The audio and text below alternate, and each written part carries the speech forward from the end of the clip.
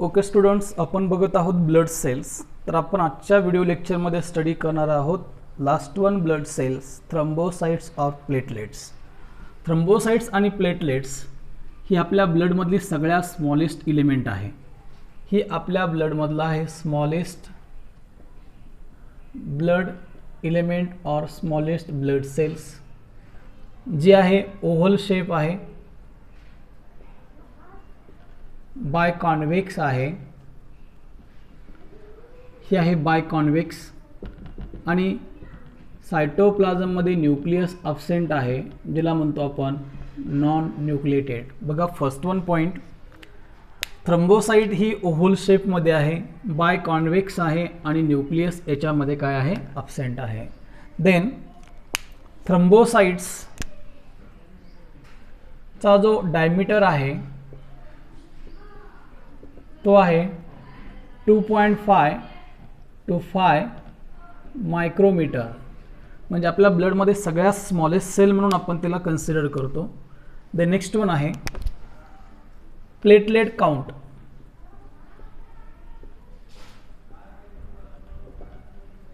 In normal healthy person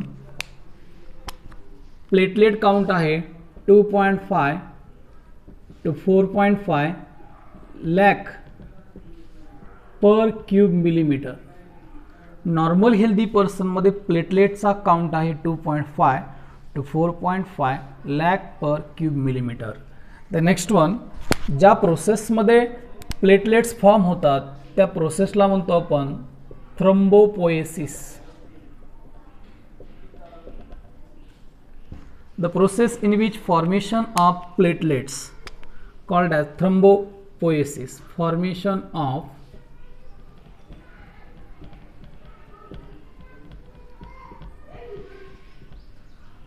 called as thrombopoiesis. आणि thrombopoiesis ही process red bone मॅरोमध्ये काय होते, कंडक्ट होते. It takes place in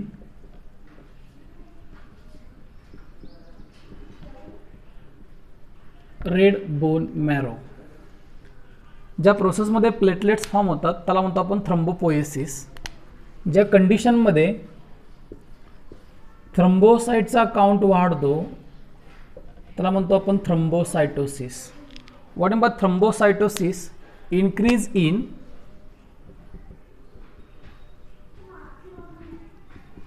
count of platelets called as thrombocytosis. आणि ज्या कंडिशनमध्ये प्लेटलेटचा काउंट हा कमी होतो त्याला म्हणतो आपण thrombocytopenia. The condition in which decrease in count of or decrease in number of decrease in count of platelet called as thrombocytopenia. तर प्लेटलेट जो आहे थ्रोम्बोसाइट्स आहे तो एका लार्ज सेल पासून बनतो. Platelets are form from large cell called as megakaryocyte. म्हणजे एका लार्ज सेल पासून प्लेटलेट्स काय होतो, फॉर्म होतो. फॉर एक्झाम्पल ही सेल आहे ज्याचा साईज हा लार्ज आहे, हिला म्हणतो आपण मेगा. साइट म्हणजे सेल, मेगा मीन्स लार्ज. याच्यामध्ये न्यूक्लियस हा प्रेझेंट असतो.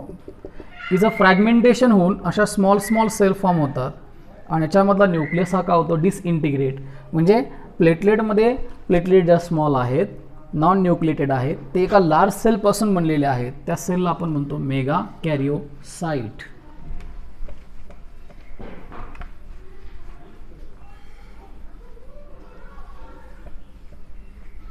देन नेक्स्ट वन पार्ट आहे life span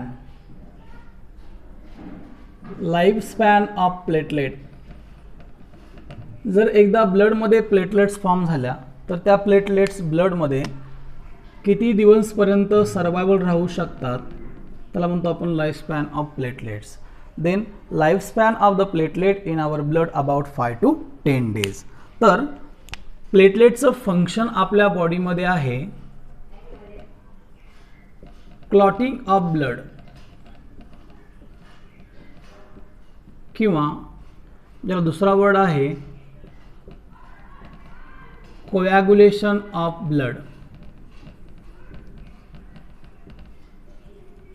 You know that blood in our body present in the liquid form. After injury to our blood vessel start the bleeding. त्या at the site of the bleeding त्या प्रोसेसमध्ये liquid ब्लडचं conversion semi solid मासमध्ये होतं आणि त्या ठिकाणी bleeding काय होतं stop. या प्रोसेसला आपण काय म्हणतो क्लॉटिंग ऑफ ब्लड और coagulation of blood. Conversion of liquid blood into semi-solid mass called as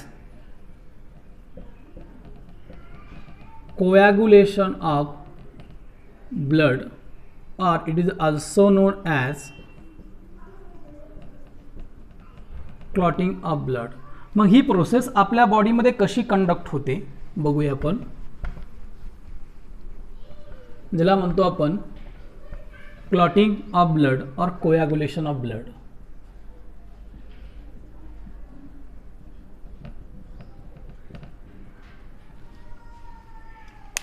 हे आहे आपल्या बॉडीमधल्या ब्लड वेसल्स. या ब्लड वेसल्समध्ये आहे ब्लड. जेव्हा ब्लड वेसलला इंजुरी होते at the site of injury to blood vessel start the bleeding. At the site of the injury in blood platelets are accumulates. या इंजुरीच्या ठिकाणी प्लेटलेट्स काय होतात ॲक्युमुलेट्स होतात आणि या प्लेटलेट्स एक केमिकल तयार करतात. ते केमिकलचं नाव आहे थ्रोम्बोप्लास्टिन. हा थ्रोम्बोप्लास्टिन काय करतो आपल्या ब्लडमध्ये एक एन्झाईम तयार करतो. त्या एन्झाईमचं नाव आहे प्रोथ्रोम्बायनेज एन्झाईम. मग हा प्रोथ्रोम्बायनेज एन्झाईम कोणी फॉर्म केला थ्रोम्बोप्लास्टिनने. थ्रोम्बोप्लास्टिनला कोणी फॉर्म केलं प्लेटलेट्सने at the site of injury. हा प्रोथ्रोम्बायनेज नावाचं एन्झाईम आपल्या ब्लडमध्ये जे इनॲक्टिव्ह प्रोटीन असतात ज्याचं नाव आहे प्रोथ्रोम्बिन. या प्रोथ्रोम्बिनचं कन्वर्जन हा प्रोथ्रोम्बायनेज एन्झाईम एकट्या ॲक्टिव्ह प्रोटीनमध्ये करतो. त्याचं नाव आहे थ्रोम्बिन प्रोटीन. प्रोथ्रोम्बिन हा आहे inactive form. Inactive form prothrombin is converted into thrombin is active form in presence of prothrombinase enzyme. मग या कन्वर्जनसाठी इम्पॉर्टन्स आयन असतो कॅल्शियम प्लस प्लस. हा देखील क्वेश्चन नेहमी नीट एक्झाममध्ये विचारला गेलेला आहे. तर थ्रोम्बिनचं कन्वर्जन पुढे होतं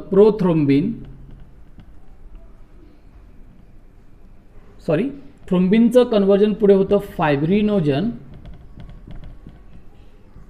आणि फायब्रिनोजनचं कन्वर्जन पुढे होतं कशामध्ये फायब्रिन. तर फायब्रिन हा एक थ्रेड लाईक प्रोटीन आहे ज्याला म्हणतो आपण फायबर. म्हणजे तोच फायनली काय फॉर्म करतो क्लॉट. म्हणजे फायनली इथे ब्लड हा सेमी सॉलिड मासमध्ये काय होतो कन्वर्ट होतो आणि हा clot at the site of इंजुरीला काय होतो स्टिक आणि ब्लिडिंग काय करतो स्टॉप करतो. तर अशा प्रकारे आपण आजच्या व्हिडिओ लेक्चरमध्ये मित्रांनो स्टडी केलं प्लेटलेट्स. प्लेटलेट हा स्मॉलेस्ट एलिमेंट आहे ब्लड सेलमधला. ओव्हल शेपचा आहे. नॉन न्यूक्लिएटेड आहे. बाय कॉन्व्हेक्स शेपमध्ये आहे. नॉर्मल काउंट आहे प्लेटलेटचा 2.5 to 4.5 lakh per cube millimetre. त्याचा टोटल लाईफस्पॅन आहे 5 to 10 days. प्लेटलेट एका लार्ज सेलपासून बनते ज्याचं नाव आहे मेगा कॅरिओसाइट्स.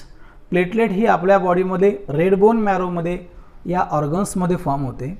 ज्या प्रोसेसमध्ये प्लेटलेट्स फॉर्म होतात त्याला आपण थ्रोम्बोपोएसिस म्हणतो. ज्या कंडिशनमध्ये ब्लडमधल्या प्लेटलेटचा काउंट वाढतो त्याला आपण थ्रोम्बोसायटोसिस म्हणतो.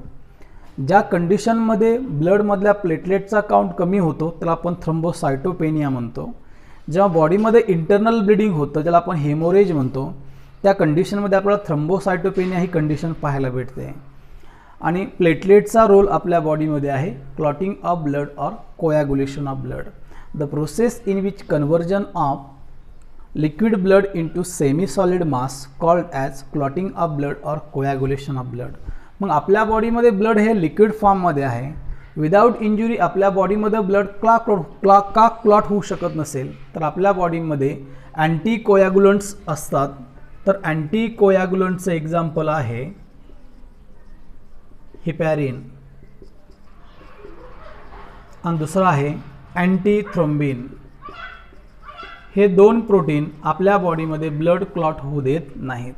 तर मित्रांनो, अशा प्रकारे आपण आजच्या व्हिडिओ लेक्चरमध्ये स्टडी केलेला आहे प्लेटलेट्स. Okay, thank you.